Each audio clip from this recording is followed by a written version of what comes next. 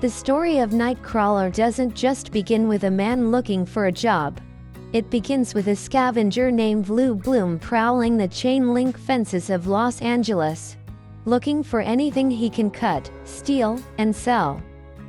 Lou is a terrifyingly focused individual who speaks in the hollow, rehearsed language of corporate self-help seminars, his eyes wide and unblinking, looking for a ladder to climb in a world that has no place for him.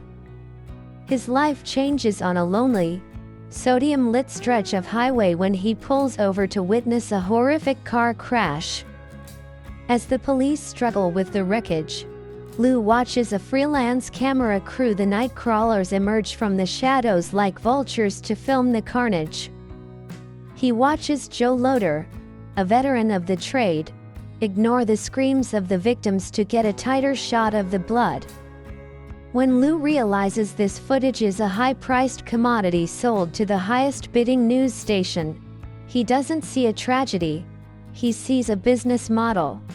Driven by a mechanical, almost alien ambition, Lou steals a high-end mountain bike and pawns it for a cheap police scanner and a basic camcorder. He begins his apprenticeship in the dark, weaving through LA traffic at breakneck speeds, desperate to beat the sirens to the scene. Initially, he is an amateur, clumsy, and intrusive, but he possesses a chilling lack of empathy that allows him to get closer to the gore than anyone else. He finds his perfect match in Nina Romina, the news director of a failing, bottom-tier station who is just as hungry and ethically hollow as he is. Nina mentors Lou, explaining that the station's ideal story is a screaming woman running down a street with her throat cut, specifically targeting the fears of wealthy white suburbanites. She tells him that if it bleeds, it leads, and Lou takes that mantra as a divine commandment.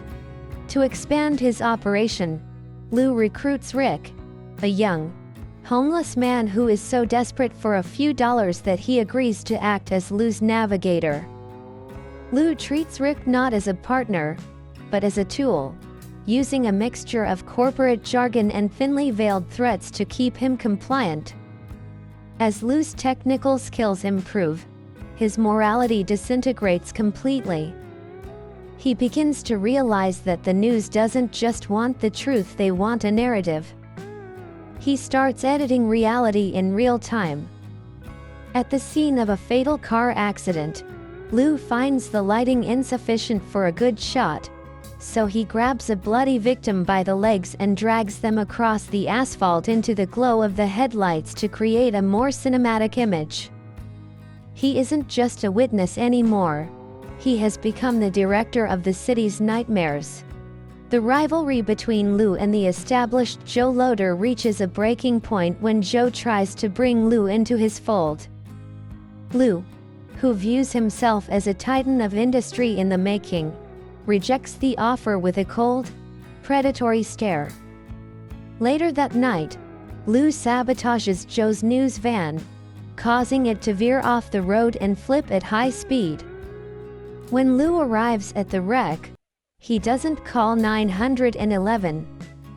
He slowly walks up to the twisted metal, turns on his camera, and zooms in on Joe's mangled, dying face with a look of pure, professional satisfaction. He sells the footage of his rival's death to Nina for a record price, cementing his status as the most ruthless cameraman in the city. The film's descent into horror reaches its peak when Lou and Rick intercept a call for a home invasion in a wealthy neighborhood. They arrive before the police, and instead of staying back, Lou enters the house while the killers are still inside. He moves through the mansion like a ghost, filming the bodies of the victims in their most intimate moments of terror. However, Lou discovers something more valuable than the bodies. He catches the killers' faces and their license plate on camera. Instead of turning this over to the authorities, he hides the evidence. He realizes that a part 2 to this story, a live-action manhunt, would be worth 10 times more than the initial footage. He tracks the killers to a bright, public diner and waits, calling the police only when he is perfectly positioned to film the inevitable bloodbath. In the chaotic shootout that follows, a high-speed chase erupts through the streets of LA. Lou follows closely, filming the cars flipping and the bullets flying with the steady hand of a surgeon. When the chase ends in a wreck, Lou sees one of the gunmen still alive in the car. He tells Rick to go film the man's face, knowing the gunman is armed. Rick is shot and fatally wounded. As Rick lies dying on the pavement, Lou doesn't offer comfort or call for help.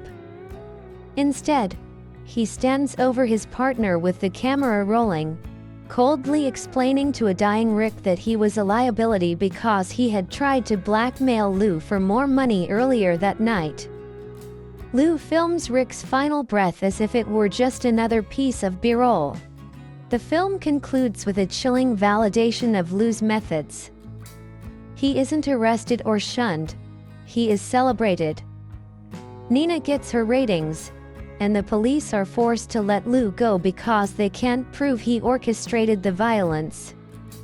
The final shot shows Lou standing in front of 3 brand-new, high-tech news vans, addressing a group of young, eager interns.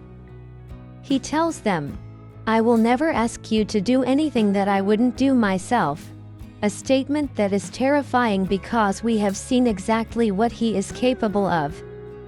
Lou Bloom didn't just find a career in the darkness of Los Angeles. He became the personification of a society that rewards the most cold-blooded among us, as long as they bring back a good story for the 6 a.m. news.